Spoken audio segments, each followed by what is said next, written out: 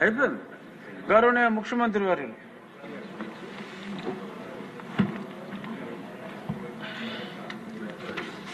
అధ్యక్ష,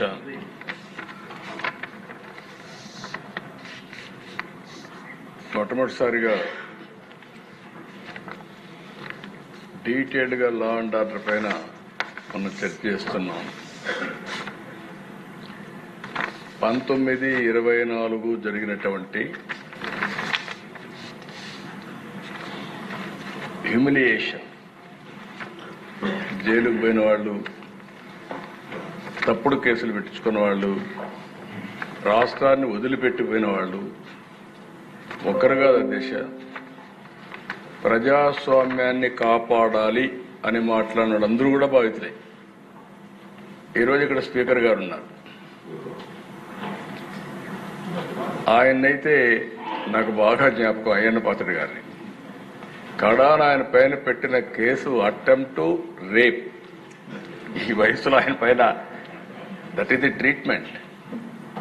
ఆయన ఇంటి దగ్గర అయితే ఎంత భయంకరంగా ప్రయత్నం చేశారంటే, ఇక్కడ ఉండే వాళ్ళందరికంటే 5 సంవత్సరాలు ప్రతి ఒక్క కేసుని ప్రత్యక్షంగా మానిటర్ చేసి, మళ్లీ నిద్రలేని రాత్రులు, మళ్లీ వీళ్ళు జైలుకు పోతే బయట వచ్చే వరకు ఇదే పని. అడ్వకేట్స్ డబ్బులు లేకపోతే అప్పులు చేసి కేసులు కూడా వాదించిన పరిస్థితి. ఇలాంటి అనేక అప్ టు సుప్రీంకోర్టు లాయర్స్ అధ్యక్ష అవన్నీ చేశాం. ఇప్పుడు స్పీకర్ గారు బాధితుడే, డిప్యూటీ స్పీకర్ బాధితుడే, ముఖ్యమంత్రి బాధితుడే, ఎక్కువండే డిప్యూటీ ముఖ్యమంత్రి బాధితుడే, ఎక్కువండే శాసనసభ్యులు బాధితులే, మంత్రులు బాధితులే. ఎప్పుడు అధ్యక్ష నా మీద ఎవరు కేసులు పెట్టాలంటే భయపడతారు, ఎందుకంటే నేను ఏ తప్పు చేయను కాబట్టి. నా విశ్వాసం ఏంటంటే, నేను తప్పు చేయను, లీగల్గా టెక్నికల్గా పర్ఫెక్ట్గా ఉంటాను. ఎవడైనా తప్పు చేస్తే మాత్రం వాడి గుండెల్లో రైళ్లు బరిగి తీర్చే వరకు, వాడు మారే వరకు వదిలిపెట్టను. అది నా పద్ధతి, అది చరిత్ర కూడా. ఒక ముఖ్యమంత్రిగా ఉండే వ్యక్తి దానికంటే అధ్యక్ష ముందు ఒకసారి చూస్తే నా మీద 17 కేసులు. కడాన నేను అడిగితే, ఎందుకైనా నా మీద కేసు పెట్టారు, ఏం పెట్టారు చెప్పంటే, తెల్లవారు నిద్ర లేపి రాత్రి తలుపులు కొడితే బయట వస్తే ఏం కేసు పెట్టారు చెప్పమంటే, కేసు మళ్ళీ ఇస్తాం, ఎఫ్ఐఆర్ మీరు వెహికల్ ఎక్కమన్నారు, వాట్సాప్లో పంపిస్తామన్నారు. అంటే అరాచకాలకు పరాకాష్ట ఇవన్నీ. యువగళం పైన అయితే లోకేష్ పోతామంటే ఆయన బాధ్యతే. ఎవ్రీవేర్ మైక్ ఇవ్వాల. అది సరే, నేను వెళితే అధ్యక్ష అంగళ్ళలో నేను రాష్ట్రం మొత్తం ఒక యాత్ర పెట్టుకున్నాను. ఆ యాత్ర ఏంటి, ఇరిగేషన్ ప్రాజెక్ట్స్ అన్నిటినీ మీరు నిర్లక్ష్యం చేశారు, పవర్ పాయింట్ ప్రజెంటేషన్ చేసి నేను చేస్తా వస్తే ఎగ్జాక్ట్ గా పొంగునూరు కాన్స్టిట్యున్సీ కంటే ముందు తంబళ్లపల్లి కాన్స్టిట్యున్సీలో వాళ్ళు చేసిన తప్పుడు పనులు, తప్పుడు బిల్లు, వర్క్స్ అన్ని విజిట్ చేసి వస్తా ఉంటే, దారిని వస్తా ఉంటే నా మీద దాడి చేసి, మా వాళ్ళ పైన దాడి చేసి తిరిగి నా పైన కేసులు పెట్టారు. ఎక్కువండే రాంప్రసాద్ రెడ్డి ఉన్నాడు, కిషోర్ కుమార్ ఉన్నాడు, వీళ్ళందరూ ఉన్నారు దేశాలు నాతోనే ఉన్నారు. ఇవన్నీ చూస్తే అది ఒక్కొక్క స్టోరీ చెప్పుకుంటా పోతే ఈ రోజు కాదు, చాలా టైం పడుతుంది. యువగళం పైన అయితే 12 కేసులు పెట్టారు. అనపర్తిలో కూడా తమరు నడిచెళ్లారు. అనపర్తిలో నన్ను నిలిపేస్తే అనపర్తి వరకు నడిచి వస్తే మళ్ళా కేసులు పెట్టారు. దానిపై కూడా కేసులు పెట్టారు. 12 కిలోమీటర్లు నడిచి వచ్చా. అక్కడ కరెంట్ తీస్తే మళ్ళీ సెల్ ఫోన్లు వెలుగులో మీటింగ్ చేశారు. అక్కడ అది కూడా కరెంట్ అంతా కట్ చేస్తే సెల్ ఫోన్ వెలుగులు పెట్టి ఇక్కడే ఉన్నాడు మన రామకృష్ణారెడ్డి. అలాంటి సంఘటనలు అన్నీ జరిగాయి అధ్యక్ష. అచ్చెన్నాయుడు నేను చూసి ఆ రోజు ఆయన ఫైల్స్ ఆపరేషన్ చేసుకున్నాడు. అక్కడి నుంచి తీసుకొచ్చి ఇంత దూరం అంటే అంత దూరం తీసుకొచ్చి ఆయన ఎన్ని హెరాస్ చేయాలో చేసి, ఆ కేసు ఏంటి, ఏమి ఒక లెటర్ ఇచ్చాడనో ఏదో ఒకటి పెట్టేసి ఆయన హెరాస్ చేసే పరిస్థితికి వచ్చారు. కొల్లు రవీంద్ర ఎవరో చనిపోతే ఈయన పిఏ ఆయనతో మాట్లాడాడు కాబట్టి ఈయన అటెంప్ట్ మర్డర్ కేసులో ఈయన వచ్చేసాడు. అటెంప్ట్ మర్డర్ కేసే, మర్డర్ కేసులో ముద్దాయి ఈయనకు వచ్చేసే పరిస్థితికి వచ్చారు. బీసీ జనార్దన్ రెడ్డి ఆయన పైన కేసులు పెట్టేశారు. ఆయన ఎదుపై జైల్లో పెట్టేసి చాలా ప్రయత్నాలు చేసి మళ్ళా బయటకు వచ్చారు. అప్పుడప్పుడు ప్రెస్ కాన్ఫరెన్స్ పెట్టి సాక్ష్యాలని చెప్తున్నాడని ధూళిపాళ నరేంద్ర పైన అయితే కేసులు పెట్టి ఇష్టానుసారంగా బయట రానివ్వకుండా ఇచ్చేసే పరిస్థితికి వచ్చారు. జేసీ ప్రభాకర్ రెడ్డి పైన 66 కేసులు, కార్యకర్తలపై 2560 కేసులు, పులివర్తి నాని పైన 31 కేసులు, చింతమనేని ప్రభాకర్ పైన 48 కేసులు, నిమ్మల రామానాయుడు ఎవరి దగ్గరికి పోడు, ఆ బ్యాగ్ వేసుకొని కరోనా రోజుల్లో కూడా ఇప్పుడు కూడా పెళ్లి రోజు కూడా ఎల్లో షర్ట్ వేసుకొని చాలా సింపుల్ గా అలాంటి వ్యక్తి పైన 20 కేసులు పెట్టారు. నేను చాలా మంది చూశాను కానీ నిమ్మల రామానాయుడు ఎప్పుడు గొడవ పోయాడు కాదు. రెండో అధ్యక్ష పరుషంగా కూడా మాట్లాడు. కరోనా సమయంలో కూడా బ్యాగ్ వేసుకొని నిత్యావసర వస్తువులు తీసుకుని ఇంటింటి దగ్గర ఇచ్చేసి వచ్చే పరిస్థితి ఉండే వ్యక్తి. దేవినేని ఉమా పైన 27 కేసులు, ఆంజనేయుల పైన 16 కేసులు, అయ్యన్న పత్రి పైన 14 కేసులు, బీటెక్ రవి కొన్ని చెప్పుకోలేకపోయారు 14 కేసులు, కోన రవికుమార్ పైన 15 కేసులు, కాలువ శ్రీనివాసుల పైన 14 కేసులు. ఇక సరే మిమ్మల్ని అయితే చాలా ఎట్లా చేశారో ప్రపంచానికి అంత తెలుసు. ఆ రోజు మీరు లోపలున్న ఆ రాత్రంతా నాకు నిద్ర లేని పరిస్థితి. ఈ విధంగా మిమ్మల్ని కాపాడుకోవాలి. ఇంట్లో వాళ్ళకి మీరే ధైర్యం చెప్పారు. మా ఇంట్లో వాళ్ళకి మీరే ధైర్యం చెప్పారు. మీ ఇంట్లో వాళ్ళది ఏది చెప్పి మిమ్మల్ని కాపాడుకోవాలి కదా. మేము అడ్వకేట్ తో మాట్లాడుకున్నాం. ఏంటి పరిస్థితి? అగమ్య గోచరం. హైకోర్టు, మళ్ళా ఇక్కడ కోర్టు, సుప్రీంకోర్టు, ప్రతి ఒక్క కోర్టుతో సమన్వయం చేసుకుని ఎట్లా కాపాడుకోవాలో కాపాడుకోవడం కోసం నెక్స్ట్ డే జైలు కూడా పంపించారు కదా మిమ్మల్ని. కొట్టిన తర్వాత కూడా జైలుకి పంపించేసి మళ్ళీ అప్పుడు రాకపోతే ఆ జైల్లోనే ఏదో చేసి అనుకుంటే పెద్ద ప్రయత్నాలు చేసి అక్కడి నుంచే కదా మీకు సాయంత్రానికి మీకు ఆర్డర్స్ తెప్పించి హైదరాబాద్ మిలిటరీ హాస్పిటల్ పంపించి అక్కడ చెక్ చేస్తే మొత్తం వాస్తవాలన్నీ బయట పెట్టి అక్కడి నుంచి మీకు బెయిల్ ఇచ్చే పరిస్థితి, బయట వచ్చే పరిస్థితికి వచ్చారు. అది ఒక భయంకరమైనటువంటి పరిస్థితులు. ఒక్కొక్కరినైతే జేసీ ప్రభాకర్ని 45 సార్లు అరెస్ట్ చేశారు. చింతనేని ప్రభాకర్ని 15 సార్లు అరెస్ట్ చేశారు. అచ్చెన్నాయుడిని అరెస్ట్ చేశారు. కొల్లు రవీంద్ర, బీసీ జనార్దన్ రెడ్డి, ఉమా, ధూళిపాళ అందరినీ. అంటే ఇక్కడ మనం సభ్యులుగా అర్థం చేసుకోవాల్సింది కొన్ని ఇండస్ట్రీస్ కూడా ఒక పక్క రాష్ట్రంలో మీ మీద కడాన మీరు చూస్తే ఎంత భయంకరంగా జరిగాయంటే రాజధాని అమరావతి రైతులు మహిళా రైతులు ఎన్ని అసభ్యకరమైన కేసుల దిశ. కడాన డ్రోన్స్ ఎగరేశారు వాళ్ళ బాత్రూముల పైన. దానికంటే భయంకరమైన సంఘటన ఒకటి ఉండదు. అలాంటి సంఘటనలు చూశాం. వాళ్ళు న్యాయస్థానం టు దేవస్థానం ఒక ప్రోగ్రాం పెట్టుకుంటే ఆ ప్రోగ్రాం జరగనీయకుండా చేయడం కోసం ఎక్కడ చూసినా అటాక్ చేసి నడి రోడ్లో కూర్చొని భోంచేశారు. చిన్న చిన్న సత్రాలు కానీ కమ్యూనిటీ హాల్స్ కానీ మ్యారేజ్ హాల్స్ ఇవ్వకపోతే రోడ్డు మీద మట్టిలో కూర్చొని భోంచేసిన సందర్భాలు అవన్నీ. వాళ్ళు ఈ పక్కన శ్రీకాకుళం వరకు యాత్ర పోవాలనుకుంటే కడాను పోనీయకుండా ఈస్ట్ గోదావరిలోనే అంతర్వేది దగ్గరనే స్టాప్ చేస్తే తిరిగి నేనే వాయిదా వేసుకోమనే పరిస్థితి. మీరు పోలేరు, ఇంకా ఎక్కువ law and order problem create చేస్తారు, మీరు కొంచెం వాయిదా వేయమని చెప్పే పరిస్థితికి వచ్చాం. ఇలాంటివి అరాచకాలు ఒకటి కాదు దేశ ఇండస్ట్రియలిస్టులు ఎంతమంది పారిపోయారు. ఈవెన్ కడానైతే మా జయదేవ్ అయితే పోటీ చేయలేదు.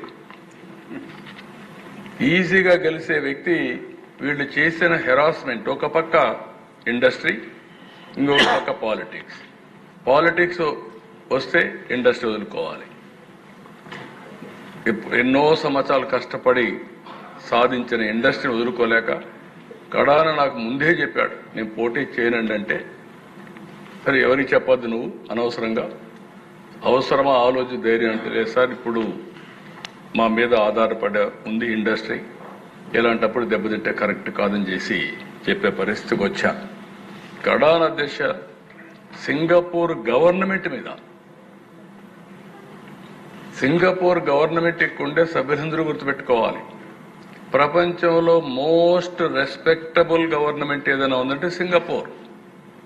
ఒకప్పుడు ట్రంప్, నార్త్ కొరియా కిమ్, ఎక్కడ నార్త్ కొరియా కిమ్ అనుకుంటాను, ఇద్దరికి చర్చలు పెట్టాలంటే ఎక్కడ పెట్టాలంటే సింగపూర్లో పెట్టారు.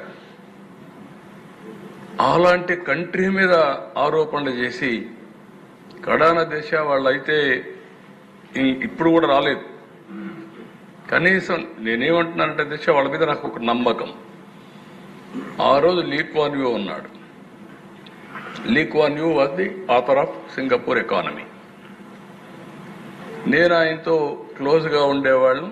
ఆయన పిఎంగా అయిన తర్వాత సీనియర్ మినిస్టర్గా ఉన్నప్పటి నుంచి వాళ్ళు ఏ విధంగా ఎంత రెస్పెక్టబుల్గా ఉంటారు. నేను పోయినప్పుడు ఇవన్నీ చూసిన తర్వాత చాలా గౌరవించి హైదరాబాద్ డెవలప్మెంట్కి సహకరించారు. నేను ఒకసారి అపోజిషన్లో ఉన్నప్పుడు సింగపూర్కి వెళ్ళి, అధికారంలో ఉన్నప్పుడు సింగపూర్ మొత్తం నైట్ క్లీనింగ్ ఎట్టు చేస్తారో చూసి, దేశంలో మొట్టమొదటిసారిగా హైదరాబాద్లో నైట్ క్లీనింగ్ ప్రవేశపెట్టిన గవర్నమెంట్ ఆ రోజు తెలుగుదేశం గవర్నమెంట్ అని చెప్పి కూడా నేను తెలియజేస్తున్నాను.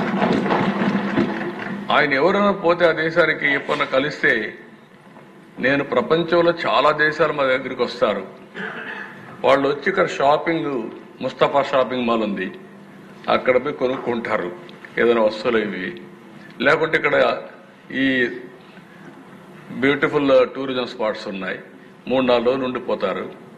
కానీ ఫస్ట్ టైం ఒక రాత్రంతా అధ్యయనం చేసి ఇండియాకి వెళ్ళి నైట్ క్లీనింగ్ ప్రవేశపెట్టిన ముఖ్యమంత్రి అని చెప్పి అందరికీ చెప్పేవాడు దేశ. నేను 2014లో ఆలోచించి, ఒకప్పుడు నేను హైదరాబాద్ అభివృద్ధి చేయాలంటే ఫస్ట్ టైం నేను పోయిన దేశం అమెరికాకి వెళ్ళాను టెక్నాలజీ కోసం. 2014కు వచ్చేటకుందికి నేను ఒక మాట చెప్పాను ఎలక్షన్లో, మీరందరూ గుర్తుపెట్టుకో, 2014లో రాజధాని లేదు, రాజధాని కడతాం, ఆ రాజధాని సింగపూర్కు సమానంగా ఉంటుందని నేను చెప్పాను. నన్ను నమ్మారు. ఆ నమ్మకం కోసం నేరుగా సింగపూర్కు పోతే సింగపూర్ గవర్నమెంట్ నేను చెప్పిన మాట పైన నమ్మి ఆ రోజు అధ్యక్ష క్యాబినెట్లో పెట్టి మాస్టర్ ప్లాన్ డీటెయిల్స్ అన్ని ఉచితంగా ఇవ్వడానికి ఆమోదించారంటే ఇది ప్రపంచంలో ఒక చరిత్ర దేశం. నేను ఒకటే అడిగాను, మీరు రిపోర్ట్ అవన్నీ తయారు చేయాలంటే డబ్బుల విషయం కాదు, చాలా సమయం అవుతుంది, నేను టెండర్లకు పోవాలి, ఒక 6 నెలలు సంవత్సరం అవుతుంది, అట్లా కాకుండా మీరు ఏదైనా హెల్ప్ చేయగలిగితే చేయమంటే they made it very clear. Okay మేము ఆలోచిస్తామని చెప్పి with in 6 months or 8 months one of the best master plan details మనకి ఇచ్చారు ఆ దేశం. అలాంటి దేశం పైన మీరు ఆరోపణలు పెట్టగలిగారంటే, వాళ్ళని కూడా మీరు భయపెట్టగలిగారంటే ఈ ప్రపంచంలో ఎప్పుడు జరగదు దేశ. కడాన దేశ పీపీపీలు పవర్ సెక్టర్లో సోలార్, విండ్, ఈరోజు మనందరం చూస్తున్నాం. విండ్ వాడకుండా, పవర్ వాడకుండా 10,000 కోట్ల రూపాయలు, 9,000 కోట్ల రూపాయలు వాళ్ళకు డబ్బులు కట్టాం క్యాపిటల్ కాస్ట్ కింద. ఇవన్నీ కూడా దేశం, మీరు మీ ఆవేశంలో అర్థం ఉంది, మీ బాధల్లో నాకు సానుభూతి ఉంది, ఎందుకంటే నేను కూడా ఫస్ట్ విక్టిమ్ కాబట్టి మీ అందరికంటే ఎక్కువ బాధపడిన వ్యక్తిని. నాకు కూడా దేశ ఆ రోజు ఉండేది ఎంత భయంకరంగా అంటే, బయట మీరు మాట్లాడుకున్నారు, నేను జైల్లో ఉంటే నాకు వచ్చిన వాళ్ళు చెప్పేవాళ్ళు డ్రోన్స్ పైన ఎగరేసేవాళ్ళు. ఎందుకు ఎగరేశారంటే వేరే బోట్ చూడడానికి అని చెప్పేవాళ్ళు. భయంకరమైన వాతావరణం. అప్పుడే పవన్ కళ్యాణ్ కూడా బయలుదేరి హైదరాబాద్ నుంచి వస్తే రానియకుండా దారంతా అడ్డం పెట్టి ఎక్కడెక్కడో చెప్తే రోడ్డు మీద పడుకొని, తర్వాత బాలకృష్ణ గారు, పవన్ కళ్యాణ్ గారు వచ్చి నన్ను కలిసే పరిస్థితికి వచ్చారు. వీళ్ళు నేను ముందుగానే చూడాలనుకుంటే రానియకపోతే లాస్ట్లోకి వచ్చి జైల్లో చూసే పరిస్థితి వచ్చింది. ఇలాంటి సంఘటనలు ఒకటి ఉండు కదా దిశ మర్చిపోలేం. నాకు ఏదైనా కోపం ఉంటే కక్ష తీర్చుకోవాలంటే ఫస్ట్ డే నేనే అరెస్ట్ చేసి ఉండాలి. మీరు గుర్తుపెట్టుకోవాలి, నాది కక్ష రాజకీయం కాదు. మళ్ళీ మళ్ళీ చెప్తున్నా. అంటే మీరు అనుకోవచ్చు మీరేమైనా భయపడతారేమో అని. కాదు, ఆ విషయం కూడా చెప్తున్నా. బాధ్యత కలిగిన నాయకుడిని కాబట్టి 4వసారి మళ్లీ ప్రజలు ముఖ్యమంత్రిగా ఎన్నుకున్నారంటే మనం ఆలోచించుకోవాల్సిన అవసరం. నిన్నే బ్రహ్మోత్సవాలకు వెళ్ళాను. ఓసారి మనం కూడా మనుషులం కాబట్టి ఆలోచిస్తూ ఉంటాం. 2003 తిరుపతిలో సిమ్స్లో నేను ప్రాణదానం కార్యక్రమం స్టార్ట్ చేశాను. ఇప్పుడు దానికి ఒక 688 కోట్లు కార్పస్ కూడా వచ్చింది. అది స్టార్ట్ చేసి నేరుగా బయలుదేరి పట్టు వస్త్రాలు దేవుడికి సమర్పించాలి, ప్రభుత్వ లాంఛనాలు. ఎగ్జాక్ట్గా అలిపిరి, ఇప్పుడుండే అలిపిరి గేట్ ఏదైతే ఉందో అక్కడ, అప్పుడు నేరో రోడ్డు. అదే అక్కడ వేరాక నా కారుకి యాక్సిడెంట్. ఐ థాట్, నాకు తెలియదు, నేను 3 ఎమ్మెల్యేలు,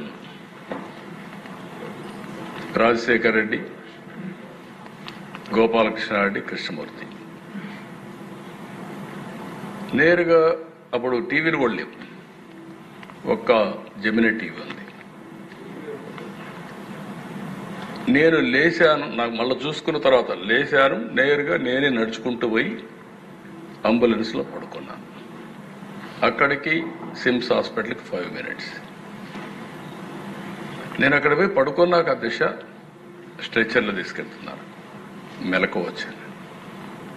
మెలకు వస్తే చుట్టుపక్కల ఆ పక్క చూశాను. కలెక్టర్, ఎస్పీ ఇద్దరు ఉన్నారు.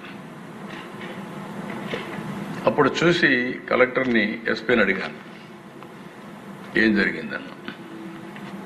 బ్లాస్ట్ సార్, నక్సలైట్స్ బ్లాస్ట్ చేశారు అన్నాడు. అప్పుడు నాకు రీకలెక్షన్ కూడా, అంటే ఆ స్పరాది మూమెంట్ ఏం జరిగిందో తెలియదు, ఎందుకు తెలియదు అని అడిగితే డాక్టర్లు చెప్పినటువంటి అడ్వైస్, ఒక్కొక్కసారి మైండ్ ఆ నిమిషం బ్లాక్ అవుతుంది, బ్లాక్ కాకపోతే అక్కడి నుంచి ప్రాబ్లం వస్తుంది కాబట్టి బ్లాక్ అయి మళ్ళా రిలీజ్ చేస్తుందని చెప్పే పరిస్థితికి వచ్చారు. అలాంటి సంఘటనలో 23 క్లేమోర్ మైన్స్ బ్లాస్ట్ చేస్తే నేను బయటపడ్డానంటే నిన్న 22వ సంవత్సరం 23వ సంవత్సరం మళ్లీ వెంకటేశ్వర స్వామికి పట్టు వస్త్రాలు ధరించి నేను ఆశీస్సులు తీసుకుని వచ్చాను. అంటే ఏంటి అధ్యక్ష ఇది సాధ్యం అంటే మహిముందా అంటే ఉందని చెప్పాలి. అదర్వైజ్ 23 క్లేమోర్ మైన్స్ ని అలాంటి సంఘటనలు ఎవరు బయటపడింది లేదు. ఇవన్నీ చూసిన తర్వాత మీరు ఎందుకు నా మీద బ్లాస్ట్ చేశారు అంటే నేనే వాళ్ళకు వ్యతిరేకమా? వాళ్లకు నాకు సంబంధం ఉందా? కాదు. నేను ఒకే మాట చెప్పాను, అభివృద్ధి చెందుతున్న ఇలాంటి దేశంలో మీరు అవుట్డేటెడ్ సిద్ధాంతంతో లా అండ్ ఆర్డర్ మీ చేతుల్లో తీసుకొని తుపాకీతో మీరు రాజ్యం చేస్తామంటే కుదరదు. ఇది సమాజానికి మంచిది కాదు. మీరు కూడా మెయిన్ స్ట్రీమ్కి రండి. ఆ రోజు కూడా నేను చెప్పింది ఒకటే చెప్పాను దేశం, మీరు గుర్తుపెట్టుకోవాలి. ఈ సమస్య రాజకీయ, ఆర్థిక, సామాజిక సమస్య. ఈ 3 హ్యాండిల్ చేయాల్సిన అవసరం ఉంది, కొంత సమయం కావాల్సిన అవసరం ఉంది. అంతేగాని మీరు ఈ 3 సమస్యలను ఒకటే రోజు పరిష్కారం చేస్తాం మీరు తుపాకీతో అంటే కరెక్ట్ కాదని చెప్పి నేను పోరాడితే కడాన్ నా మీదనే దాడి చేసే పరిస్థితికి వచ్చారు. బట్ నేను భయపడలేదు. ప్రజలకు రక్షణగా ఉండాలని, ప్రజల ఆస్తులు కాపాడాలని, ఈ రాష్ట్ర భవిష్యత్తు కోసం నా ప్రాణాలు పోయినా పర్వాలేదని కష్టపడ్డాను తప్ప ఎక్కడ ఆలోచించలేదు. ఒక్క నిమిషం కూడా నా వెనక్కి పోలేదు. రాయలసీమ ఎన్ని ఫ్యాక్షన్స్ అండి, మామూలు ఫ్యాక్షన్స్ కాదు దిశ. ఈ రాజకీయాలు ఎట్లుండేటంటే ఒకప్పుడు రాయలసీమ అంటే సినిమాలు కూడా ఇప్పుడు బాలకృష్ణ గారు అందరూ ఆల్ సినిమాలని రాయలసీమ అని వచ్చారు. ఇప్పుడు సినిమాలు కూడా మీకు తగ్గిపోయినాయి. రాయలసీమ పౌరుషాలు లేవు. ఇప్పుడు రాయలసీమ రతనాలసీమ అయిపోతా ఉంది. రేపు రాబోయే రోజుల్లో వేరే ప్రాంతాలకు మీరు హీరోస్ తీసుకోవాలి, కథలు తెచ్చుకోవాలి తప్ప రాయలసీమ అనేది వచ్చే పరిస్థితులు కూడా లేరు. ఐ రిమెంబర్ అధ్యక్ష, రాయలసీమలో పట్టుదల పెట్టుకునేవాళ్ళు. ఒక్క మాట చెప్పాలంటే ఫ్యాక్షన్లో, రోడ్ యాక్సిడెంట్లో తీవ్రవాదుల వల్ల చనిపోయినటువంటి పిల్లలకి నేను కుటుంబ పెద్దగా ఉండి చదివించాలని ఎన్టీఆర్ మెమోరియల్ స్కూల్ పెట్టాను. నేను అక్కడ చదివించాను. చదివించిన తర్వాత దేశ ఆ పిల్లల్ని ఒకరోజు ఇంటరాక్ట్ అయ్యాను పోయి, ఏంటి బాబు ఏమవుతామని. సార్ చదువుకుంటాం, మీరు చదివిస్తున్నారు, చదువుకున్నాక ఇంటికి వెళ్ళి మా నాన్న చంపాడు కదా, అతన్ని చంపి తర్వాత ఆలోచిస్తాను. అంటే అక్కడ ఏ విధంగా అయితే ఆడవాళ్ళు కూడా దిశ మన సాంప్రదాయ ప్రకారం, హిందూ సాంప్రదాయ ప్రకారం ఈ కుంకుమ ఇవన్నీ తీసేసి ఇవన్నీ ఒక పద్ధతి ప్రకారం మన సంస్కారాలు అవన్నీ లెగసీగా వచ్చే సమస్యలను ఇది చేస్తాం. కానీ అప్పట్లో కొంతమంది లేడీస్ అయితే ప్రతిమ చేయించుకునేవాడు పిల్లల దగ్గర నుంచి. నువ్వు పెరిగి పెద్ద అయిన తర్వాత మీ నాన్నను చంపిన వాడిని చంపిన తర్వాత ఆయన ఆత్మ శాంతి కలుగుతుంది, అప్పుడే నేను ఈ కుంకుమ పసుపు అని తీసేస్తానని చెప్పాడు. అలాంటిది దిశ పోరాడాం. కడాన ఇప్పుడు కూడా చెప్తున్నాను దిశ, ఇక్కడే ఉన్నారు, భూమా నాగిరెడ్డిని అరెస్ట్ చేశా నా మాట వినకపోతే. బైరెడ్డి రాజశేఖర్ని అరెస్ట్ చేశా. నా మనిషి అనుకున్న అరెస్ట్ చేస్తే వేరే వాడు వస్తే ఏం చేయాలో చేసి చూపిస్తారు. కాబట్టి ఒక కంకణం కట్టుకున్నాను, రాయలసీమలో ఫ్యాక్షన్స్ లేకుండా చేయాలనుకున్నా. ఈరోజు రాయలసీమలో ఫ్యాక్షన్ లేవంటే అది ఆ రోజు తెలుగుదేశం పార్టీ చేసిన విధానం అధ్యక్ష. ఇప్పుడు నెక్స్ట్ లెవెల్కి వెళ్తాం. హైదరాబాద్ లో కమ్యూనల్ వైలెన్స్ అధ్యక్ష. ఒకే రోడ్డు విజయవాడకు రావాలన్నా, బెంగళూరు పోవాలన్నా, బాంబేకి పోవాలన్నా ఒకే రోజు హైకోర్టు ద్వారా మలక్పేట ద్వారా వచ్చేవాడు. 6 నెలలు కర్ఫ్యూ ఎన్టీఆర్తో ప్రారంభమైంది కంట్రోలింగ్.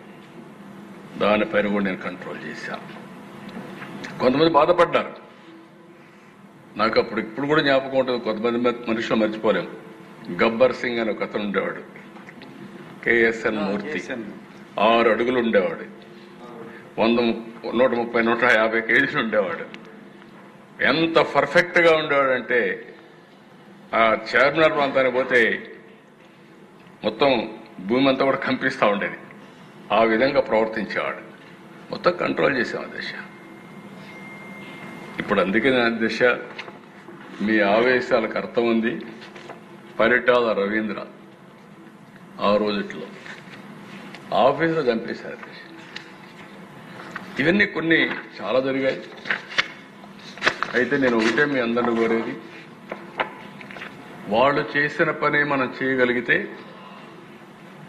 ఈ రాష్ట్రానికి న్యాయం జరగదు. కానీ ఒక్క విషయం గుర్తుపెట్టుకోవాలి, మీరు తప్పు చేసి నేను తప్పించుకుంటానంటే మాత్రం ఈ ప్రభుత్వంలో ఎట్టి పరిస్థితుల్లో కుదరదు. తప్పు చేసిన వాణ్ణి చట్ట ప్రకారం ఎట్టి పరిస్థితుల్లో పనిష్ చేసే బాధ్యత నేను తీసుకుంటానని చెప్పి కూడా నేను మీకు తెలియజేస్తున్నా, హామీ ఇస్తున్నా. No second thought. ఇప్పుడు కొత్త సమస్యలు కూడా వచ్చాయి. నేను బ్రీఫ్ గా ఒక ఈ ప్రభుత్వం యొక్క విధానం చెప్తాను, మీకు అందరికీ ఒక ఐడియా వస్తుంది. ఎందుకంటే రాష్ట్రంలో కూడా పార్టీ ప్రజాస్వామ్యంలో ముఖ్యంగా ప్రజాస్వామ్యాన్ని కాపాడుకోవాలంటే పార్టీలు ఉండాలి. పార్టీల్లో కార్యకర్తలు ప్రధానమైన పాత్ర పోషిస్తారు. అలాంటి కార్యకర్తలు కూడా ఆవేశంలో ఉండి వాళ్ళకు కూడా అన్యాయం జరిగినప్పుడు వాళ్ళలో కూడా కోపం ఉంది. కానీ అందరికీ అప్పీల్ చేస్తున్నా, ప్రజలకు కూడా అప్పీల్ చేస్తున్నా, ఈ ప్రభుత్వం ఒక పద్ధతి ప్రకారం పనిచేస్తుంది. లా అండ్ ఆర్డరే కాకుండా ఎక్కడ తప్పు చేస్తే మీరు కూడా చెప్పండి. అవసరమైతే ఇంకా చట్టానికి పదును పెట్టాలంటే పదును పెడదాం. ప్రజాస్వామ్యంగా యాక్ట్ చేద్దాం. శాశ్వతంగా ఈ రాష్ట్రంలో ఇలాంటి నేర ప్రవృత్తి ఉండే వ్యక్తుల్ని పూర్తిగా కట్టడి చేసే బాధ్యత మనందరం కూడా తీసుకొని, మళ్ళీ నేను మొన్న కూడా చెప్పాను, స్వర్ణాంధ్రప్రదేశ్ విజన్ 2047 నేను వేసే ఫౌండేషన్ మీరు ఒకటే గుర్తుపెట్టుకోవాలి. 47కి భారతదేశం ప్రపంచంలో నెంబర్ 1గా ఉంటుంది. నెంబర్ 2 అయితే ఈజీగా అవుతాం, నెంబర్ 1 అవుతాం. ఆ సందర్భంలో నెంబర్ 1 రాష్ట్రంగా ఆంధ్రప్రదేశ్ ఉండాలని, ప్రపంచంలోనే తెలుగు జాతి నెంబర్ 1గా ఉండాలనేది ఈ ప్రభుత్వం యొక్క సంకల్పం. ఇక్కడ మీరు చూసినప్పుడు దేశ 5 సంవత్సరాలు నేను చెప్పాను.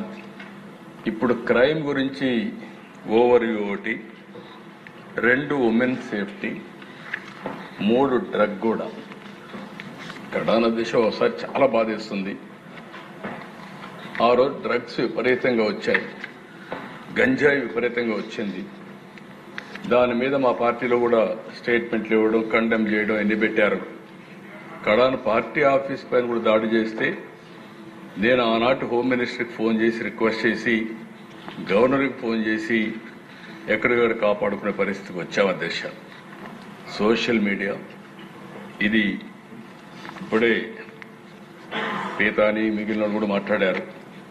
మేజర్ సమస్య. నిన్న నేను చూశాను, ఈ కర్ణాటక కోర్టు కూడా ఒక కామెంట్ చేశారు అధ్యక్ష దీనిపైన. వాళ్ళు కూడా మాట్లాడుతూ, ఈ కొంతమంది సోషల్ మీడియా ప్లాట్ఫామ్ ఎక్స్ కు కర్ణాటక హైకోర్టులో ఎదురు దెబ్బ, సహయోగ్ పోర్టల్ కి ఎక్స్ దాఖలు చేసిన పిటిషన్ తిరస్కరణ, కంటెంట్ తొలగింపు ఆదేశాల అధికారులు సవాల్ చేస్తూ ఎక్స్ పిటిషన్, సోషల్ మీడియా నియంత్రించడం అవసరమన్న కర్ణాటక హైకోర్టు, మహిళలపై నేరాల అంశంలో సోషల్ మీడియా నియంత్రణ తప్పనిసరి, నియంత్రణ లేకుంటే పౌరుల గౌరవ హక్కు ఉల్లంఘించినట్టే, కంటెంట్ నియంత్రణ ఆదేశాలను యుఎస్ పాటిస్తుంది, భారత్లో మాత్రం చట్టవిరుద్ధ కంటెంట్ తొలగింపునకు ఎక్స్ నిరాకరిస్తుంది, ఎక్స్ పాటించే ద్వంద్వ ప్రమాణాలు ఆమోదయోగ్యం కాదు. కర్ణాటక హైకోర్టు నిర్ణయించే పరిస్థితికి వచ్చారు. దీనిపైన మనందరం కూడా చాలా బాధపడుతున్నాం. ఇక్కడుండే వాళ్ళందరినీ క్యారెక్టర్ అసాసినేషన్, ఆడబిడ్డల క్యారెక్టర్ అసాసినేషన్, నేను కూడా దానికి విక్టిమ్ అయ్యాను. నా జీవితంలో ఎప్పుడు అంటే మనం కూడా మనుషులైనప్పుడు ఒకసారి ఎమోషన్స్ ఉంటాయి, సెంటిమెంట్స్ ఉంటాయి. అలాంటి సెంటిమెంట్స్ దెబ్బతీసే పరిస్థితికి వస్తున్నారు. ఇప్పుడు కూడా అది జరుగుతూ ఉంది. దీనికి ఏ విధంగా ఉండాలో మీరు కూడా ఐడియాస్ ఇస్తే మెంబర్స్ అందరూ, ఈ ప్రభుత్వం చాలా స్పష్టంగా ఉన్నాం. ఎట్టి పరిస్థితిలో కూడా సోషల్ మీడియా దుర్వినియోగం చేసి ఇష్టానుసారంగా చేసి వాళ్ళు మాత్రం వదిలిపెట్టే ప్రసక్తి లేదు. చట్టపరంగా ఉంటాం, అదే సమయంలో మాత్రం కఠినంగా ఉంటాం అధ్యక్ష. ఎలక్షన్ మేనిఫెస్టోలో పెట్టే పరిస్థితికి వచ్చావు, కొంతమందికి న్యాయం చేస్తామని, అది కూడా ఒకసారి మీకు ఎక్స్ప్లెయిన్ చేస్తాను. గవర్నమెంట్ ఆఫ్ ఇండియా ఫండ్స్ విషయం, అదర్ ఇనిషియేటివ్స్, ఇవన్నీ అధ్యక్ష. నెక్స్ట్ అధ్యక్ష, ఇప్పుడే మినిస్టర్ గారు కూడా చెప్పారు, ఓవరాల్ గా లా అండ్ ఆర్డర్ ఒక విధంగా చెప్పాలంటే నేను ఎప్పుడు 4వ ముఖ్యమంత్రి అయ్యాను, కానీ పోలీసు వ్యవస్థ టోటల్ గా భ్రష్టు పట్టే పరిస్థితికి వచ్చాను. బై ఫోర్స్ పోలీసు వ్యవస్థని డీఫంక్ చేసే పరిస్థితికి వచ్చారు. మొత్తం ఇంకొక మాటలో చెప్పాలంటే, నేను 95లో ముఖ్యమంత్రి అయినప్పుడు పోలీసు వ్యవస్థ చాలా పర్ఫెక్ట్గా ఉండి 2014లో కూడా ఇలాంటి పరిస్థితి లేదు. అలాంటి పరిస్థితికి వచ్చాం. 1 by 1 కరెక్ట్ చేసుకుంటూ వస్తున్నాం. ఈరోజు మీరు చూస్తే ఈరోజు ఓవరాల్గా మనం 16% ఓవరాల్ క్రైమ్ కంట్రోల్ చేయగలిగాం. ఇండియా జస్టిస్ రిపోర్ట్ కూడా 25లో ఏపీ నెంబర్ 2 పొజిషన్ కింద క్రిమినల్ జస్టిస్ డెలివరీ కింద చేసే పరిస్థితికి వచ్చారు. నెక్స్ట్ ఇందులో అధ్యక్ష ఈ స్లైడ్స్ అని మీరు చూసింది ఇప్పుడే మినిస్టర్ గారు చాలా వరకు కవర్ చేశారు. Bodily law and order crime 42% తగ్గింది, bodily non law and order crime 8% తగ్గింది, సీరియస్ ప్రాపర్టీ క్రైమ్ మాత్రం పెరిగింది. దీనికి కూడా కారణాలు ఎక్స్ప్లెయిన్ చేస్తాను. నాన్ గ్రేవ్ ప్రాపర్టీ క్రైమ్స్ 15% పెరిగాయి, క్రైమ్ అగైనెస్ట్ ఉమెన్ 4.8% తగ్గింది. క్రైమ్ అగైనెస్ట్ ఎస్సీ ఎస్టీ 15% తగ్గింది. ఎన్డీపీఎస్ 21% పెరిగింది, యాక్ట్ చేస్తా ఉన్నాం. ఫైనాన్షియల్ ఫ్రాడ్స్ 7% పెరిగింది. Road accident 3.5. Cyber crime it is the biggest problem, 31% పెరిగింది అధ్యక్ష. ఇక్కడికి వచ్చినప్పుడు అధ్యక్ష next bodily offences and impact and law and order చాలా రైటింగ్ 42% తగ్గింది. కిడ్నాపింగ్ 16% తగ్గింది. అటెంప్ట్ టు మర్డర్ 15% తగ్గింది. Murders 8%, hurt cases 7%. ఇవన్నీ కూడా చూసినప్పుడు చాలా వరకు కంట్రోల్ చేయగలుగుతున్నాం. కానీ ఈరోజు మనం గుర్తుపెట్టుకోవాల్సింది, నేను ముందే చెప్పాను, నేను రాజకీయాలు చూశాను. నేరస్తులకి అండగా ఉండే రాజకీయాలు నేను చూడలేదు. ఒక ఊర్లో ఒక రౌడీ ఉన్నాడంటే ఆ రౌడీని ఎమ్మెల్యే సపోర్ట్ చేస్తున్నాడంటే ఎమ్మెల్యే నెక్స్ట్ ఎలక్షన్ గెలిచే పరిస్థితి లేదు. అందుకే పొలిటికల్ పార్టీస్ ఎప్పుడు కూడా ఓపెన్ గా షెల్టర్ ఎప్పుడు ఇవ్వలేదు. అలాంటిది ఈరోజు నేర ప్రవృత్తి కలిగిన వాళ్లే రాజకీయాలకు వచ్చేసే పరిస్థితికి వచ్చారు. ఇది చాలా డేంజర్. నేను ఎన్నోసార్లు చెప్పాను, ఈరోజు మీరు గుర్తుపెట్టుకోవాల్సిన అవసరం ఉంది. ఎవరైతే ఇలాంటి వ్యక్తులు రాజకీయాలకు వచ్చి రాజకీయ షీల్డ్లో ముసుగులో ఇలాంటి పనులు చేసినప్పుడు ముందు ముసుగు తీయాలి, రాజకీయ ముసుగు. తర్వాత నేరస్తులుగా డీల్ చేయాల్సిన అవసరం ఉంది. అప్పుడే ప్రజలు కూడా మనల్ని కరెక్ట్ గా అర్థం చేసుకుంటారు. ఆ ఎక్సర్సైజే ఇప్పుడు చేస్తున్నాం, ఇంకా చేయాల్సిన అవసరం ఉంది. ప్రాపర్టీ అఫెన్స్ మీరు ఒకసారి చూసినప్పుడు మర్డర్ ఫర్ గెయిన్ 8% పెరిగింది. డెకాయిటీ 15% పెరిగింది. రాబరీ 46% పెరిగింది. House breaking by day 32, by night 14, theft వచ్చి 14, టోటల్ గా 15.3% పెరిగింది. అయితే అధ్యక్ష, ఇలాంటివి వచ్చినప్పుడు సమాజంలో కూడా నేను చూస్తున్నా, బంధువుల మధ్యలో కూడా డిఫరెన్సెస్, పంతాలు, పట్టింపులు, చాలా సమస్యలు వస్తున్నాయి. ప్రజల్లో కూడా దీన్ని ఒక పక్క అవేర్నెస్ క్రియేట్ చేయాలి, ఇంకొక పక్కన ఫర్మ్ గా కూడా హ్యాండిల్ చేస్తే తప్ప ఇలాంటి అఫెన్సెస్ అని తగ్గే పరిస్థితి లేదు అధ్యక్ష. ఈరోజు ఇంకొక పక్కన క్రైమ్ అగైనెస్ట్ ఎస్సీ ఎస్టీ 15% తగ్గింది. ఇది గుడ్ సైన్. ఇక్కడ కూడా మీరు ఒకసారి చూసినప్పుడు దీనికి కారణం కూడా ఎక్కడికక్కడ విలేజ్ విజిట్స్ వెళ్ళడం, నైట్ హాల్స్ ఆఫీసర్స్ ఉండడం, సెన్సిటివ్ విలేజెస్ ఐడెంటిఫై చేయడం, సివిల్ రైట్స్ డే ఇలాంటివి కూడా అవేర్నెస్ తీసుకురావడం, ఇలాంటివన్నీ కూడా కంట్రోల్ చేస్తున్నాం. చాలా వరకు కంట్రోల్ అవుతోంది. దీన్ని ఇంకా కూడా కంట్రోల్ చేసే అవకాశాలు ఉన్నాయి, కంట్రోల్ చేస్తాం అధ్యక్ష. రోడ్ యాక్సిడెంట్ మీరు ఒకసారి చూస్తే అధ్యక్ష 3.5% పెరిగింది. దీనిపైన నేను ఒకటే చెప్తున్నా, సీసీటీవీ కెమెరాలు పెడుతున్నాం. ఎక్కడికక్కడ సీసీటీవీ కెమెరాల నుంచి అనలిటిక్స్ తీసుకుంటున్నాం. బై అక్టోబర్ 30కి ఒక 40 పారామీటర్స్ తో సీసీటీవీ కెమెరాల ఆధారంగా అలర్ట్స్ పంపిణీ కానీ ప్రివెంటివ్ గా చేయడంగా జరుగుతాయి. స్పీడ్ ఎక్కువ పోయేవాళ్ళు కానీ, లేకుంటే సీట్ బెల్ట్ పెట్టుకోని వాళ్ళు కానీ, డ్రంక్ అండ్ డ్రైవ్ కానీ, రాంగ్ రూట్ కానీ ఫస్ట్ వార్నింగ్ కింద పంపిస్తాం. ఆఫ్టర్ దాట్ బిల్లు కూడా పంపిస్తాం. ఇంకొకటి ఎక్కడ వీలైతే అక్కడ రోడ్ యాక్సిడెంట్లు జరగకుండా ముందుగానే ప్రివెంట్ చేయడానికి ఏమేం చేయాలనో అన్ని మార్గాలు చూస్తున్నాం.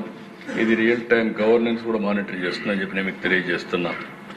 ఇంకొక పక్క అధ్యక్ష, ఈరోజు మనకు వచ్చిన కొన్ని సమస్యలు ఫిన్టెక్ ఫ్రాడ్స్, టెక్నాలజీ ఫ్రాడ్స్ విపరీతంగా పెరిగిపోతున్నాయి. సైబర్ క్రైమ్ కూడా పెరుగుతా ఉంది. ఒక పక్క చూస్తే పోలీసు వ్యవస్థలో సైబర్ క్రైమ్స్ ని ఎదుర్కొనే టెక్నాలజీస్ కానీ ఇవి కూడా తక్కువగా ఉన్నాయి. ఎందుకంటే ఆ ప్రాబ్లమ్స్, అడ్మినిస్ట్రేషన్ అలాంటి ప్రాబ్లమ్స్ ఉంటాయి. ఎప్పుడు కూడా క్రిమినల్స్ అనేవాళ్ళు, సైబర్ క్రైమ్స్ చేసేవాళ్ళు చాలా జాగ్రత్తగా ఉంటారు. అలాంటివి వచ్చినప్పుడు మనం వాళ్ళు మ్యాచ్ చేయాలంటే దాన్ని తగిన విధంగా టెక్నాలజీలో ముందుకు పోవాల్సిన అవసరం ఉంది.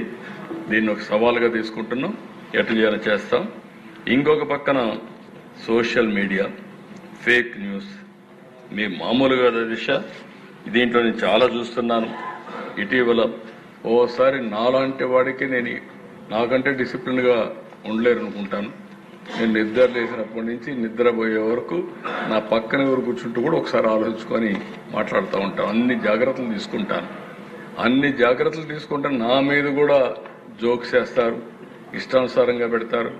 ఆర్గనైజ్డ్ గ్రూప్ ఒకటి ఉంది, పేటీఎం బ్యాచెస్ ఉన్నాయి, ఎక్కడో కూర్చుంటాడు.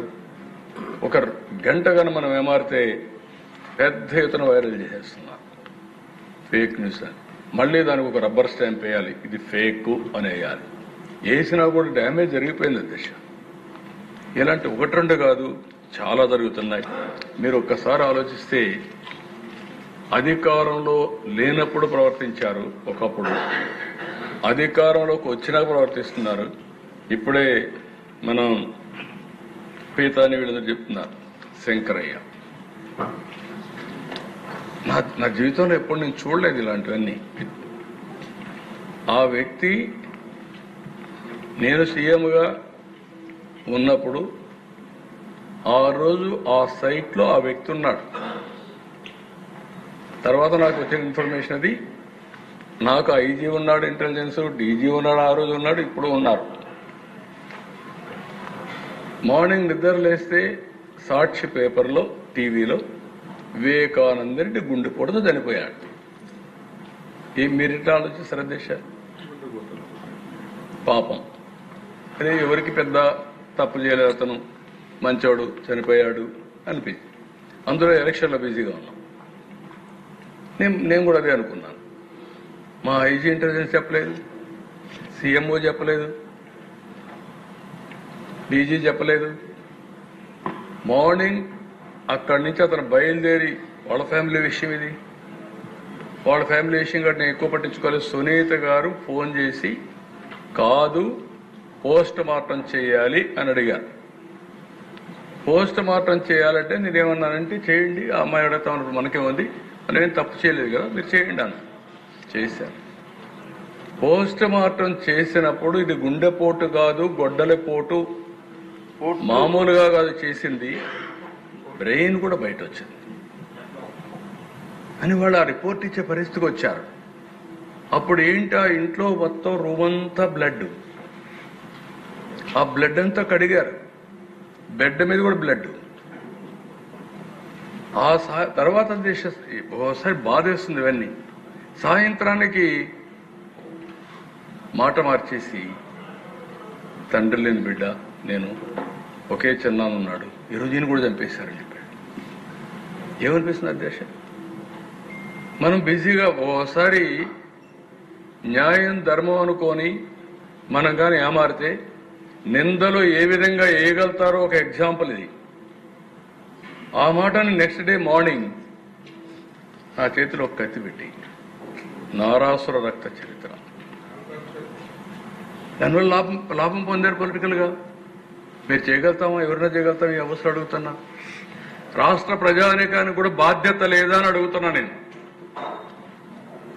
ఎలాంటి కరుడగట్టినటువంటి నేరస్తులు కూడా మనం సపోర్ట్ చేసే పరిస్థితి వస్తే, అలాంటి వాళ్ళు రాజకీయాలకు వస్తే రాజకీయాలు ఏం జరుగుతాయి అధ్యక్ష? ఇంకా నేను చాలా మందితో పోరాడాను, కానీ నేరస్తులతో నేను ఎప్పుడు పోరాడాల? రాజకీయాలు నేరస్తుల్ని అసెంబ్లీలో ఎండగట్టాం, భయపడిపోయేవాడు. అలాంటిది ఇవన్నీ జరిగిన తర్వాత దిశ నిన్న శంకరయ్య అంటాడు, ఎంత ధైర్యం ఉండాలి దిశ. నాకు నోటీస్ పంపించాడు, డెఫర్మేషన్. ఇప్పుడు ఆదినారాయణ రెడ్డి గారు మాట్లాడారండి. ఆదినారాయణ రెడ్డి చంపేశాడు ఆ రోజు, బీటెక్ రవి. అంటే ఎంత మళ్ళీ సిబిఐ లాంటి వ్యవస్థ, ప్రీమియర్ ఇన్వెస్టిగేషన్ ఏజెన్సీ ఆంధ్రప్రదేశ్కి వచ్చి వాళ్ళ ఆఫీసర్ చేస్తే, అతని మీద కేసు పెడితే హైకోర్టు పోయి యాంటిసిపేటరీ బెయిల్ తీసుకునే పరిస్థితి. తర్వాత వాళ్ళు అరెస్ట్ చేయాలని అక్కడ పోతే, కర్నూలు పోతే హాస్పిటల్లో అరెస్ట్ చేయలేని పరిస్థితి, తిరిగి వెళ్ళిపోయారు. ఇవన్నీ ఎక్కడన్నా విన్నామా దేశ?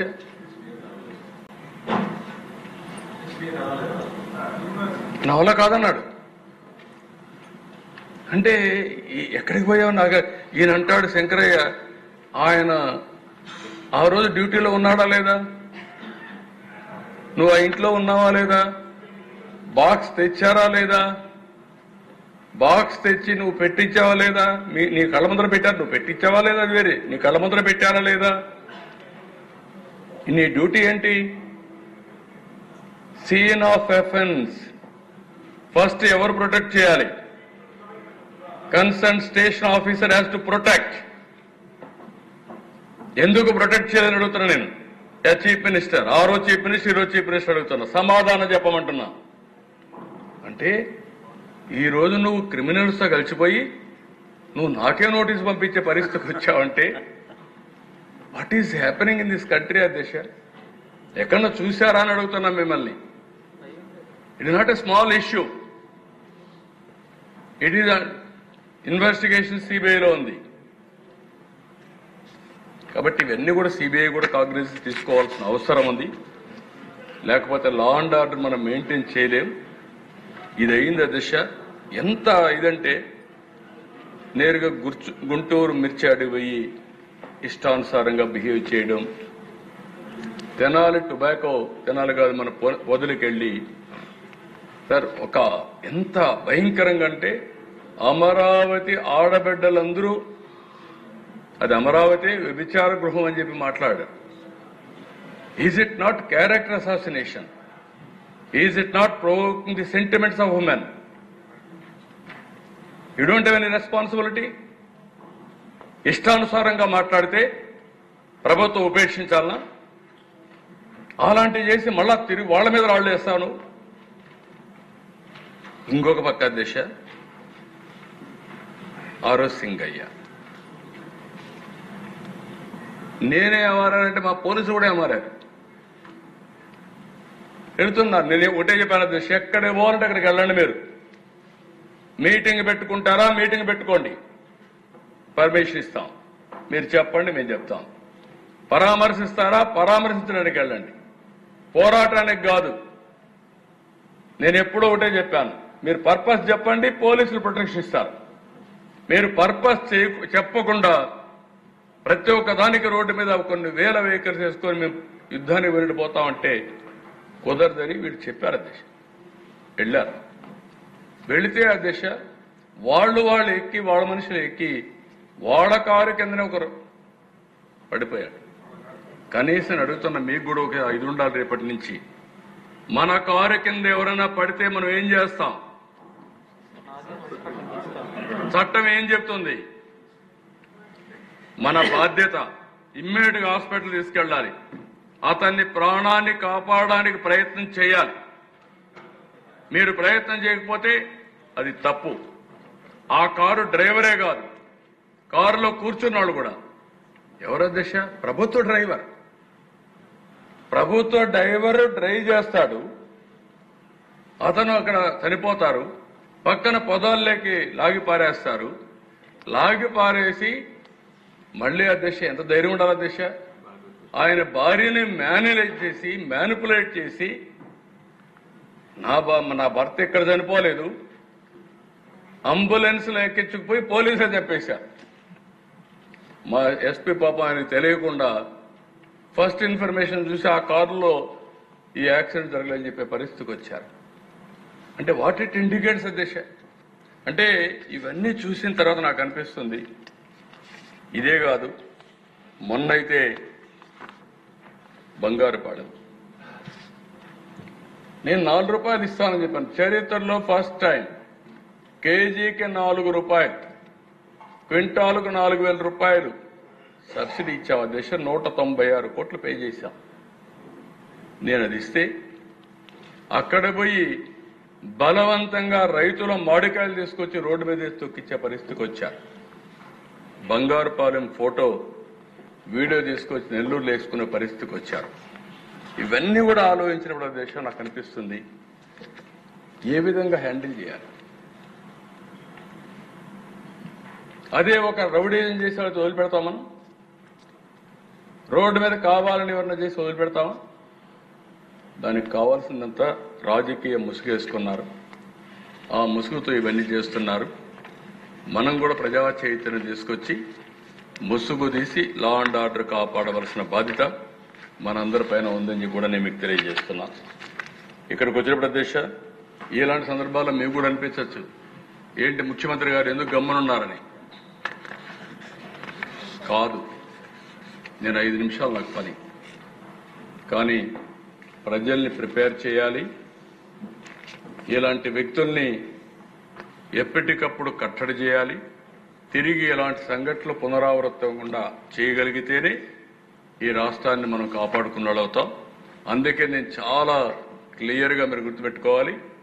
ఈరోజు సీసీటీవీ కెమెరాలు మీరు చూస్తే 1,40,000 సీసీటీవీ కెమెరాలు పెట్టాం. రేపు రాబోయే రోజుల్లో 100% అన్ని ఇంపార్టెంట్ ప్లేసుల్లో ఉంటాయి. ఎవడైనా ఈ రాష్ట్రంలో తోక తిప్పితే సాక్ష్యాధారాలతో పెట్టి డెఫినెట్ గా కన్విక్షన్ ఇప్పించే పరిస్థితికి వస్తుంది. రెండోది డ్రోన్స్ కూడా పెట్టాం, పెట్రోలింగ్ కూడా పెడుతున్నాం రాత్రుల్లో. దీనివల్ల ఇప్పుడిప్పుడే భయం కూడా వస్తా ఉంది, అవి కూడా పెడతాం. అదే మరి ఇల్లీగల్ గా ఇష్టానుసారం చేస్తే ఇవన్నీ కూడా ఉంటాయి. ఇంకొక పక్కన ఇవన్నీ కూడా లీగల్ గా కూడా మా వాళ్ళు కూడా పోలీసులు క్లియర్ గా అడుగుతున్నా, ఏదైతే క్రైమ్ స్పాట్ ని ప్రొటెక్ట్ చేసుకొని దాన్ని లాజికల్ గా తీసుకునే పరిస్థితి రావాలి. ఇమ్మీడియట్ గా పోలీస్ డాగ్స్ కానీ, ఫారెన్సిక్ టీమ్స్ కానీ, మొబైల్ ఇవన్నీ పంపించడం, ఆర్టిఫిషియల్ ఇంటెలిజెన్స్ కూడా ఉపయోగించుకోవడం, ఇలాంటి ఎన్ని టెక్నాలజీస్ ఉన్నాయో అన్ని ఉపయోగించుకుని సమర్థవంతంగా పోలీసు వ్యవస్థను తయారు చేస్తాం, అన్ని విధాల కంట్రోల్ చేస్తామని చెప్పి కూడా నేను మీకు తెలియజేస్తున్నా. ఇంకో పక్క క్రైమ్ అగైనెస్ట్ ఉమెన్, ఇది కూడా మీరు ఒకసారి చూస్తే 4.84 తగ్గింది. దీన్ని ఇంకా కూడా ఇది చేయాల్సిన అవసరం ఉంది. నేను మొన్న కూడా మీరు చూస్తే కన్విక్షన్ నెక్స్ట్ పేజీలో మీరు ఒకసారి చూసినప్పుడు 343 మంది కన్విక్షన్ వచ్చింది ఈ 1 ఇయర్లో, జూన్ నుంచి ఆగస్టు వరకు. డెత్ పెనాల్టీ 5, లైఫ్ ఇంప్రిజన్మెంట్ 91, 25 ఏళ్లు 7 మందికి, 20 ఏళ్లు 64 మందికి, 15 ఏళ్లు 3కి, 10 సంవత్సరాలు 39కి, 5-7 సంవత్సరాలు ఇంప్రిజన్మెంట్ 57, లెస్ దెన్ 5 ఇయర్స్ 77, మొత్తం 347 మందికి పనిష్మెంట్ వచ్చింది. ఇది బిగినింగ్ మాత్రం. నేను ఒకటే చెప్తున్నా, ఆ రోజు చెప్పా, ఈ రోజు చెప్తున్నా, ఎవరైనా ఆడబిడ్డల జోలుకొస్తే, అత్యాచారాలు చేస్తే అదే చివరి రోజు మీకు ఉంటుంది, గుర్తుపెట్టుకోమని మరొకసారి హెచ్చరిస్తున్నా. No compromise on that. ఇంకో పక్కన దేశ దీనికి సపోర్టింగ్ గా 8-10 నిమిషాల్లో రీచ్ అయ్యే విధంగా ఎమర్జెన్సీ కాల్స్ అవన్నీ పెట్టుకొని వర్కౌట్ చేస్తున్నారు. డ్రోన్ పెట్రోలింగ్ 4,004 ఈవ్ టీజర్స్ ని ఐడెంటిఫై చేసి కౌన్సిల్ చేశారు. Notable reduction in suicidal attempts among women 59% తగ్గింది. అదే సమయంలో girls women empowerment with self defence skills schools లో కాలేజీలు ఇప్పిస్తున్నారు. 12,50,000 మందికి ఇచ్చారు. 13,672 స్కూల్స్ లో కాలేజీల్లో ఇప్పటికే ఈ కార్యక్రమాన్ని నెరవేర్చారు. ఇంకో పక్కన శక్తి వారియర్స్ కింద 15,576 టీములు తయారు చేశారు. ఈ ఆడబిడ్డలకు కూడా గుడ్ టచ్, బ్యాడ్ టచ్ ఇవన్నీ కూడా ఎడ్యుకేట్ చేస్తున్నాం. 24,205 స్కూల్స్ లో ఈ కార్యక్రమాన్ని నిర్వహించారు. ఇంకొక పక్కన సెక్సువల్ అఫెండర్స్, రౌడీ షీటర్స్ ఉన్నాయి. ఇప్పుడు కొత్తగా సెక్సువల్ అఫెండర్స్ కింద వీళ్ళకు కూడా రౌడీ షీట్లు ఓపెన్ చేసి అవసరమైతే ఆన్లైన్ లో పెట్టి వీళ్ళకు కూడా ప్రాపర్ గా ట్రీట్ చేస్తాం. ఎవరైనా ఆడబిడ్డల జోలికి వస్తే మాత్రం డెఫినెట్ గా పోలీస్ స్టేషన్ లో పెడతాం, ఆన్లైన్ లో పెడతాం. ఎవరైనా చెక్ చేసుకోవాలంటే ఈ ప్రాంతంలో ఎవరైనా ఉన్నారని చెక్ చేసినట్టుగా వాళ్ళ ఫోటోలు కూడా పెట్టి will expose them, will caution everybody. నేను ఒకటే చెప్తాను, ఈ రాష్ట్రంలో తాగి కానీ, గంజాయి వాడి కానీ, లేనిపోయినట్టు చేసి ఇలాంటి సోషల్ మీడియా చూసి కానీ ఇష్టానుసారంగా ప్రవర్తిస్తే మాత్రం చాలా సీరియస్ గా ఉంటుందని కూడా నేను మీకు తెలియజేస్తున్నా. ఇంకో పక్కన దశ చాలా కేసులు 670 మంది ఆడపిల్లల్ని, గర్ల్స్ 18 సంవత్సరాల లోపల ఉండే పిల్లల్ని రెస్క్యూ ట్రేస్ చేయగలిగారు. 14-18 సంవత్సరాలు 534 మంది, 10-13 46 మంది, 09 వయసు ఉండేవాళ్ళు 90 మందిని రెస్క్యూ చేశారు. ఇక్కడ కూడా నేను అప్పీల్ చేస్తున్న ప్రజలందరికీ, ఎక్కడైతే సింగిల్ పేరెంట్ ఉన్నారో వాళ్ళ పిల్లల్ని వాళ్ళు కంట్రోల్ చేయలేకపోతున్నారు. వాళ్ళు కూడా కొంచెం శ్రద్ధ పెట్టాలి. రెండోది lack of parental oversight. ఇంట్లో వాళ్ళు కూడా సరిగ్గా పిల్లల్ని చూసుకోకుండా పోవడం, కౌన్సిలింగ్ చేయకుండా పోవడం కూడా ఉంది. మూడోది స్కూల్కి డ్రాప్ అవుట్ కావడం, దాంతో వాళ్ళకి నిరాశ అనే స్పృహలతో ఈ విధంగా కూడా వెళ్ళిపోతున్నారు. ఇంకో పక్క సోషల్ మీడియా ఇన్ఫ్లుయెన్స్ కూడా పనిచేస్తూ ఉంది. ఇవన్నీ కూడా మనం కూడా అవేర్నెస్ తీసుకురావాలి, మాట్లాడాలి. రాజకీయ నాయకులుగా యాక్షన్ ఒకటే పనిచేయదు. యాక్షన్ చేసే మునుపు అవేర్నెస్, చైతన్యం, కన్విన్సింగ్ చేయడం, మోటివేట్ చేయడం, ఇవన్నీ మనం చేయాల్సిన అవసరం ఉంది. ఇంకో పక్క 1053 మంది ఉమెన్ ట్రేస్ చేశాం. 1929 494, 30 49 273, 50 అబోలో 286,